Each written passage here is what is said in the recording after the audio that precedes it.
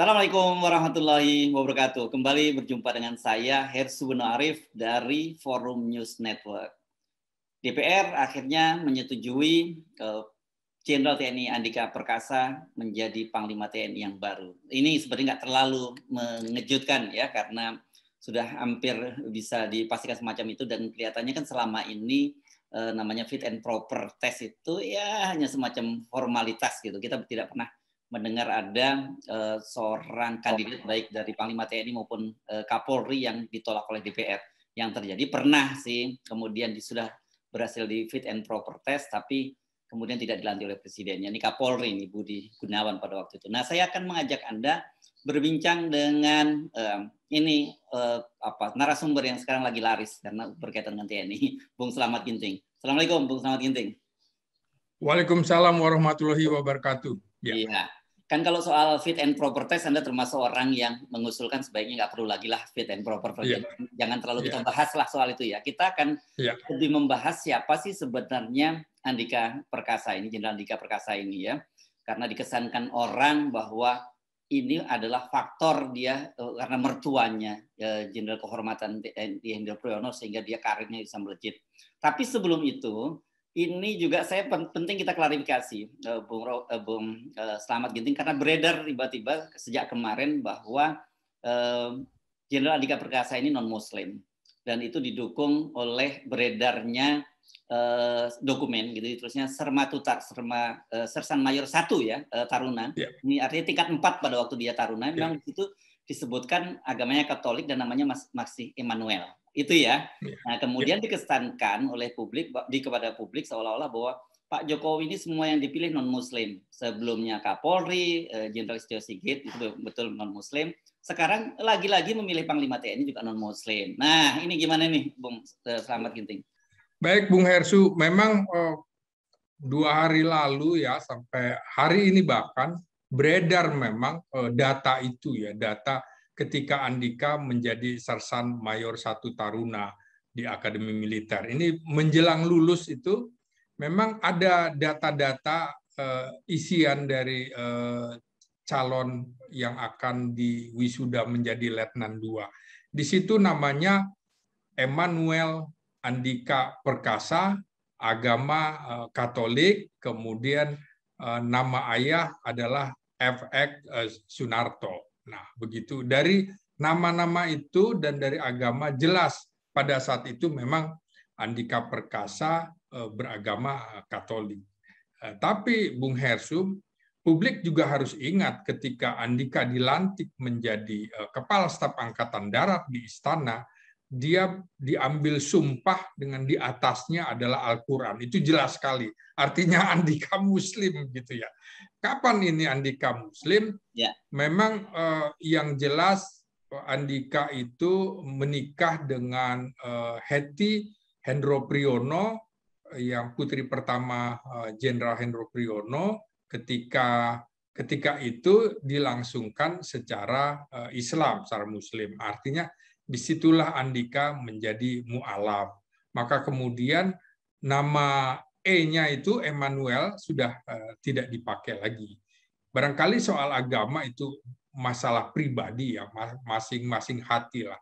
Kita tidak bahas lebih lanjut, walaupun memang ayahandanya tetap beragama Katolik begitu, Bung Hersu.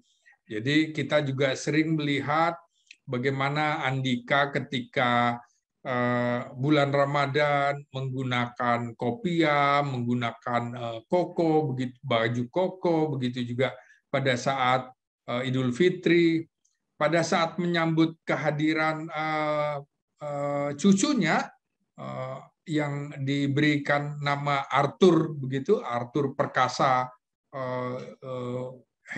Hendro Priyono, itu juga Andika terlihat menggunakan baju koko dengan wajah sumringah begitu ya. Jadi clear lah Andika Perkasa adalah seorang Muslim gitu, Bung Hersu. Ya. Jadi memang beliau ini sudah punya cucu ya. Kalau nggak salah ini dari putranya yang jadi dokter tuh, setahu saya kalau tidak salah. Iya, dari Alex namanya ya. Alex Perkasa Hendro Priyono. Jadi ada nama itu segala. Dan yang menarik lagi besan dari Andika Perkasa adalah Letnan Jenderal Sularso. Itu lulusan Akademi Militer 1982 dari Korps Infanteri. Itu teman dari Jenderal Gatot Nurmantio, sama-sama Akmil 82. Jadi betul-betul keluarga militer ini, Bung Hersu. Ya. Nama cucunya juga Arthur mengingatkan saya pada Jenderal Douglas MacArthur, Jenderal bintang 5 dari Korps Seni Amerika Serikat yang dikenal sebagai Panglima Perang di Pasifik, begitu ya. Sering terkenal juga itu. Ya, oke. Tadi Anda menyinggung soal keluarganya. Anda tadi sebut namanya Pak FX Sunarto kalau tidak salah. Ini latar belakangnya beliau kan juga seorang militer ya. ABRI ya. Ya betul. FX Sunarto ini terakhir berpangkat kolonel dari Korps Seni. Dia ini lulusan Akademi Militer tahun 1957. Dulu itu disebut Akademi Seni Angkatan Darat. Jadi abang kelas 2 tingkat di atas Trisutrisno. Jadi kalau misalnya ya betul, dari Akademi Geni Angkatan Darat, Akademi Seni Angkatan Darat, Akademi Teknik Angkatan Darat, sampai akhirnya namanya Akmil Jurtek, jadi AMN juga. Nah, jadi tidak heran kalau Andika memanggil Tri misalnya dengan sebutan Om gitu ya, karena adik kelas bapaknya gitu. Jadi mereka sudah dekat dari dulu, ayahnya Andika Perkasa dengan Jenderal Trisutrisno, karena tidak banyak dulu orang Indonesia yang berhasil masuk Akademi Seni Angkatan Darat. Ayahnya Andika ini lulusan angkatan kedua, jadi tahun 57, lulusan pertama 56. Itu hanya 12 orang lulusan yang pertama, lulusannya ayahnya Andika tuh yang berhasil masuk seluruh Indonesia 35 orang, tapi yang lulus pun cuma 17 orang, termasuk beliau. Jadi yang 18 itu harus mengulang dan baru lulus tahun 58. Ini menarik Bung Hersu karena standarnya standar tinggi, minimal ber-IQ sekitar 115. Pada masa itu barangkali dengan standar sekarang 130-an kali ya. Susah, dan standarnya kualitasnya kualitas ITB. Jadi mereka pendidikan 4 tahun setara dengan insinyur dari ITB, karena dosen-dosen tekniknya dari ITB, kualifikasi mereka adalah fisiknya infanteri, otaknya teknik seni begitu. Karena itu dalam beberapa operasi menumpas DITI, PRRI Permesta, mereka ditugaskan sebagai pasukan infanteri. Jadi seni yang jadi pasukan infanteri. Jadi ayah Andika ini kemudian lama tugas di Bandung, makanya Andika Perkasa itu lahir di Bandung, Bung Hersu.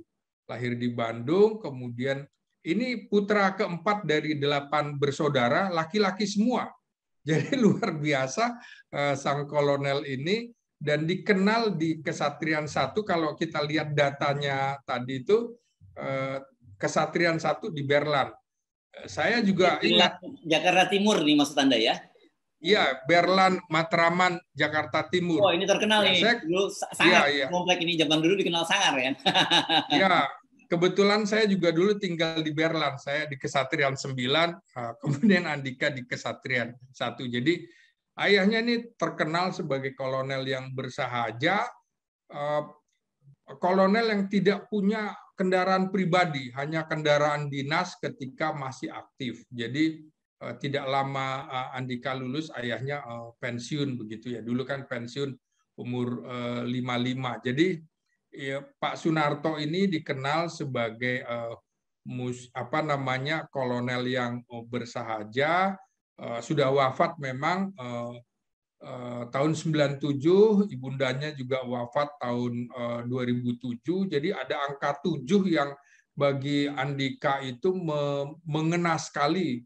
Ayahandanya lulusan Akademi Militer 1957, ayah mertuanya lulusan Akademi Militer 1967, kemudian Andika lulusan Akademi Militer 1987, ayahandanya wafat tahun 1997, ibundanya wafat tahun 2007. Jadi ada angka 7 yang begitu begitu mengena sekali bagi seorang Andika Perkasa. Jadi memang darah militer itu turun dari sang ayah, kemudian juga bakat arsiteknya Andika yang senang membangun di Mabesat itu juga rupanya darah dari sang ayah begitu. Kemudian kalau ilmu intelijen saya pikir dari ayah mertuanya. Jadi lengkap nih Andika.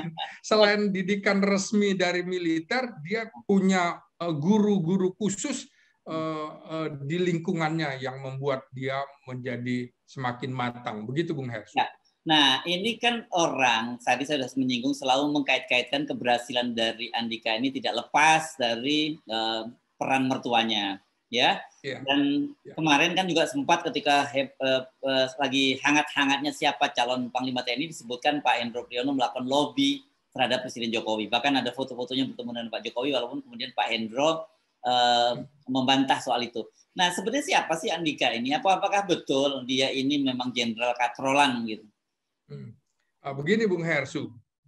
Jadi kalau kita ngelihat track record jenderal-jenderal itu banyak juga memang orang-orang ini udah hebat ketika masa taruna.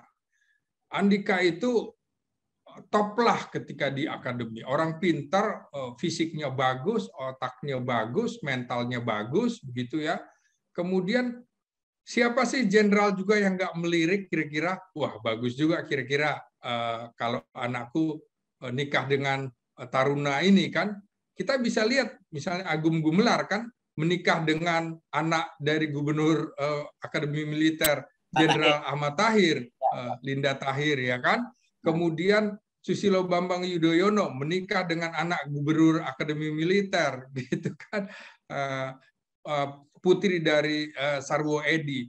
Jadi tanpa ayah mertuanya sebenarnya mereka juga adalah orang-orang hebat sebenarnya. Dan itu dibuktikan ketika lulusan terbaik Akademi Militer tahun 87 dan 86, 87 Herindra dan 86 Hinsa Siburian bersama Andika ketika sama-sama di Saskoat. Ternyata Andika bisa mengalahkan dua lulusan terbaik itu. Artinya apa? Dia sudah punya modal pinter gitu.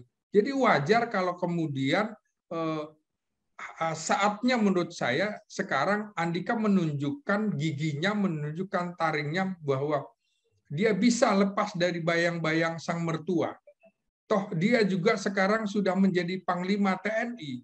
Setelah sebelumnya jadi Kasat, bintang 4 yang paling tinggi, dan itu tidak bisa juga dicapai apapun oleh mertuanya begitu. Jadi menurut saya saatnya Andika Perkasa menunjukkan siapa dirinya tanpa lobby-lobby. Dia juga sebenarnya adalah orang yang diharapkan. Karena begitu dia menjadi komandan Pas Pampres pada tahun 2014, menurut saya dia sudah menjadi calon pemimpin TNI. Dan terbukti kemudian 4 tahun kemudian dia menjadi Kepala Staf Angkatan Darat, 7 tahun kemudian dari 2014 dia menjadi Panglima TNI. Jadi di TNI itu juga kira-kira track record orang sudah bisa diperkirakan. Begitu Bung Hersu. Nah, tapi kalau Anda ngomong betul Pak Hendro nggak pernah jadi Kepala Staf Angkatan Darat ya, dan kemudian pangkat terakhir secara resmi Letnan Jenderal, kemudian dapat Jenderal Kehormatan. Tapi Anda jangan lupa, beliau tuh Pak Hendro juga nyaris menjadi Panglima TNI loh pada masa pergantian dari Pak Harto ke Pak Habibie. Iya, tapi begini Bung Hersu, kan bintang 3-nya Pak Hendro Priyono juga bukan di militer, tapi di Sesdalobang. Beda dengan Andika, dia menjadi bintang 3 dan Kodiklat, walaupun Pak Hendro juga menjadi dan Kodiklat, waktu itu belum bintang 3, posisi itu masih untuk bintang 2. Kemudian menjadi Panglima Kostrat. Lebih tinggi dalam pengertian karir militer Andika jauh lebih bagus daripada sang mertua. Kira-kira begitu. Dan dia sampai jadi Panglima TNI. Hendro nyaris menjadi Panglima TNI seperti kasusnya Beni Murdani atau kasusnya Faisal Tanjung, tanpa pernah menjadi Kasat, tapi hampir. Kalau Beni dengan Faisal Tanjung berhasil, toh Hendro tidak berhasil. Jadi kita juga tidak boleh mengecilkan Andika Perkasa begitu saja. Dia sudah buktikan dan dia juga mampu melakukan diplomasi militer yang jarang dimiliki oleh kasat-kasat sebelumnya. Kasat yang melakukan diplomasi militer yang kita bisa lihat antara lain misalnya Jenderal Nasution, Jenderal Ahmad Yani. Kemudian terlalu jauh. Setelah itu baru muncul kemudian misalnya seperti ketika era lulusan akademi militer betul-betul menjadi kasat, sebelumnya tidak, baru Rudini. Maka yang memiliki kemampuan bahasa asing bagus itu, saya mencatat ini Bung Hersu. Pertama Rudini, kedua Jenderal Budiman, ketiga ini Jenderal Andika Perkasa. Dia tanpa harus menjadi penerjemah, dia bisa langsung berkomunikasi, dan eranya menurut saya pemimpin kita, pemimpin TNI juga bukan cuma jago di lapangan, tapi juga jago diplomasi, jago berkomunikasi, bukan jago ya maksud saya, mahir begitu. Nah, jadi ini kemampuan profesionalitas Andika yang seharusnya kita tidak nafikan begitu ya. Jadi kan menarik ya, kemarin karena di masa Andika itu pernah terjadi latihan bersama dengan Angkatan Darat Amerika, dan ini dicatat kalau nggak salah latihan bersama terbesar. Padahal itu terjadi di tengah isu bahwa Indonesia, pemerintah Indonesia itu sangat dekat dengan Cina gitu. Nah, ternyata kemudian Andika sebagai Kepala Staf Angkatan Darat justru melakukan latihan besar-besaran. Ini apakah bisa, apa artinya ini Bung Ginting?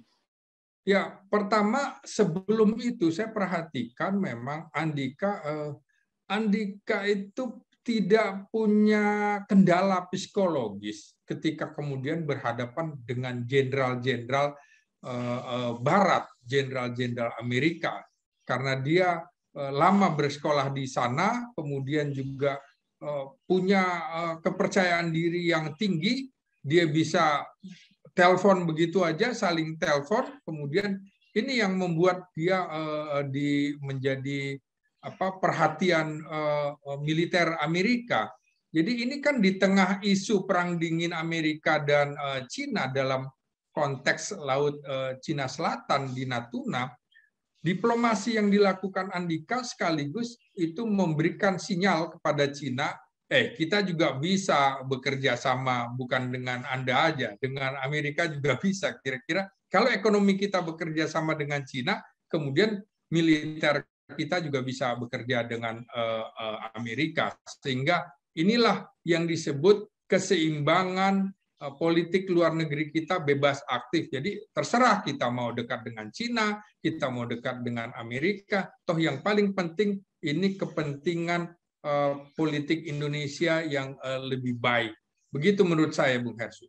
Oke. Nah, kemarin kan kita menyinggung bahwa kalau pensiunnya normal, Andika itu hanya punya waktu 1 tahun 1 bulan lah menjadi Panglima TNI. Jadi kalau Anda lihat dengan perjalanan karir dia dan juga kecenderungan-kecenderungan dia, apa yang akan dilakukan, apa yang akan berubah? Karena kemarin dia menyinggung bahwa dia ingin agar publik tidak terlalu berharap banyak gitu terhadap TNI. Apakah ini cermin kesadaran dia terhadap situasi di dalam negeri kita, terutama berkaitan dengan masalah ekonomi, atau ada soal-soal lain? Ya, saya harus mengutarakan dulu soal perang bagi TNI ya. Jadi perang bagi TNI itu semata-mata untuk mempertahankan kemerdekaan dan kedaulatan bangsa dan negara. Salah satu tugas TNI kan menjaga kedaulatan. Nah, hakikat sistem pertahanan negara kita ini sebenarnya perpaduan antara sistem kesenjataan sosial atau SISOS dan sistem kesenjataan teknologi atau SISTEK. Nah, SISOS ini merupakan kekuatan penting bagi bangsa Indonesia ya, berupa semangat kesatuan, persatuan sebagai sebuah bangsa, dan nasionalisme ini yang kemudian mesti diasah lebih kuat lagi oleh Andika sebagai pimpinan TNI dengan jiwa pantang menyerah. Karena apa? Kita punya, kalau kita mengandalkan SISTEK yang sebagai kekuatan berupa senjata fisik berteknologi hasil ciptaan manusia itu, kita tidak punya kemampuan cukup dari segi keuangan, Bung Hersu, Karena sebagian besar peralatan atau alutsista kita juga berasal dari pengadaan impor, sementara teknologi dalam negeri belum cukup memadai. Karena itu serbuan konvensional musuh itu antara lain harus kita kedepankan dalam sistem pertahanan rakyat semesta, ya. Misalnya kita bisa melihat dalam kasus Brigjen Junior Tumilaar, Bung Hersu. Ini kan menarik, ya. Bagi saya ini the real general yang dekat dengan rakyat, dan Andika tidak menghukumnya. Itu sebagai pesan bahwa dia memberikan sinyal bahwa TNI itu harus dekat dengan rakyat. Kira-kira itu yang akan dikedepankan oleh Andika dalam waktu 1 tahun ini, bagaimana dia memadukan kekuatan TNI dan kekuatan rakyat ini melalui sisos itu tadi, seperti misalnya kasus Papua.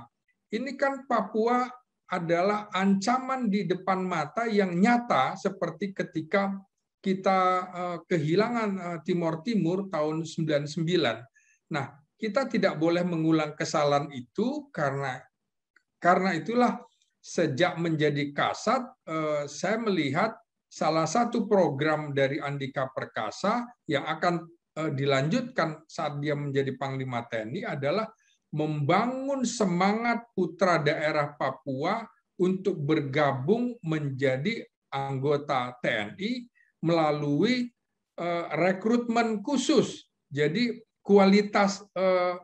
kualitasnya diturunkan karena memang mutu pendidikan di Papua dan di Pulau Jawa agak timpang begitu. Sehingga yang penting dia masuk dulu membangun nasionalisme, dan itu menurut saya yang dalam waktu singkat setahun ini yang menjadi fokus Andika dalam menjalankan program-programnya. Karena itu dia mengatakan jangan terlalu berharap. Apa yang dimaksud jangan terlalu berharap? Karena teknologi kekuatan alutsista kita tidak mencukupi kalau dilakukan perang terbuka begitu, ya. Karena itu Angkatan Darat tetap mengandalkan SIS Hankam Rata. Begitu Bung Hersu. Dari dalam waktu singkat ini, setahun memang waktu yang tidak cukup sebenarnya, sehingga dia harus langsung ke sasarannya. Begitu Bung Hersu. Ya, nah tadi Anda menyinggung soal Papua. Ini kan sebelum kemarin, setelah dia dikirim oleh Jokowi untuk menjalani fit and proper test di DPR, kan ada suara koalisi HAM dan sebagainya yang mempersoalkan keterlibatan dia dalam kasus tes Iluai di Papua ini. Dan dia menyatakan bahwa dia siap menghadapi dan dia tidak takut.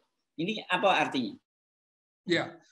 Ya betul, menurut saya ini kan peristiwa sudah 20 tahun lalu. Peristiwa ini terjadi tahun 2001 ketika Andika Perkasa masih berpangkat mayor, dia baru saja setahun lulus dari Seskoat. Ya, mungkin dia sebagai pasukan komando bertugas di sana. Tugas itu harus dilaksanakan dengan baik. Kalaupun kemudian ada terjadi peristiwa pelanggaran HAM seperti tuduhan-tuduhan itu, menurut saya sudah tidak relevan itu diangkat kembali. Karena kalau bicara pelanggaran HAM dalam kasus menjaga kedaulatan, dimanapun militer di dunia itu punya prinsip lebih baik melanggar HAM daripada kehilangan kedaulatan. Nah, karena itu dalam kasus tes LUI ini, menurut saya kasus ini sudah selesai. Keluarga tes LUI dan TNI sering sekali melakukan atau punya program-program bersama, semacam rekonsiliasi begitu Bung Hersu, untuk membangun Papua yang lebih baik, melupakan konflik-konflik yang lama. Jadi memang begitulah kira-kira, hampir tidak ada pasukan khusus yang kalau dilihat dalam konteks pelanggaran HAM di daerah operasi pertempuran, ya memang kalau melihat konteks sipil ya melanggar, membunuh, tapi kalau dalam konteks tentara pilihannya aku membunuh atau dibunuh. Kira-kira seperti itu, makanya Andika sebagai pasukan komando dengan spesialisasi penanggulangan teror, ya memang tugasnya seperti itu. Jadi saya juga bisa memahami alasan-alasan TNI. Toh komandannya Hartomo waktu itu sampai dengan pangkatnya Mayor Jenderal dan terakhir sebagai Kepala Badan Intelijen Strategi TNI, sehingga sudah dimaafkan begitu. Dan orang yang sudah dihukum, masa kita mau hukum terus-terusan begitu, nggak adil juga begitu. Kira-kira begitulah. Ya. Kita harus melihatnya dari konteks militer juga, bukan semata-mata konteks LSM dan HAM-nya. Begitu, Bung Hersu. Baik, terima kasih Bung Slamet Ginting. Jadi kita kapan nih? Kapan dilantik ini ya? Saya kira Senin ya akan dilantik oleh Presiden. Ya, menurut saya memang sebaiknya hari Senin sudah pelantikan, bahkan kalau perlu sudah serah terima jabatan. Jangan sampai jabatan Panglima TNI dipegang oleh Jenderal Bintang 4 pensiunan. Ini jangan sampai terjadi karena bisa menjadi celah hukum atau cacat komandannya tidak layak dalam pengertian sudah bukan militer aktif. Begitu, Bung Hersu. Nah, dan yang paling seru kita tinggal menunggu siapa yang akan menjadi Kepala Staf Angkatan Darat dan banyak posisi-posisi lain. Karena begitu lokomotifnya bergerak, maka gerbong di belakangnya juga akan bergerak, gitu ya. Terima kasih, Bung Slamet Ginting. Assalamualaikum warahmatullahi wabarakatuh. Waalaikumsalam warahmatullahi wabarakatuh. Terima kasih, Bung Hersu. Sama-sama.